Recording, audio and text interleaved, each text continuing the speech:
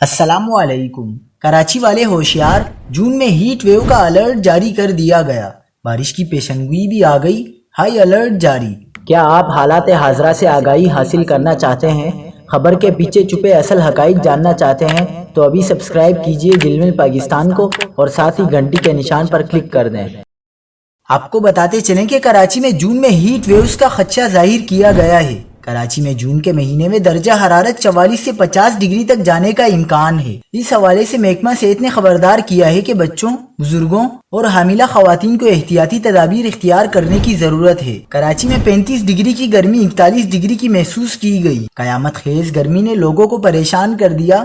دوسری جانب محکمہ موسمیات نے پیشنگوئی کی ہے کہ کراچی میں بارش کا فی الحال کوئی امکان نہیں ہے۔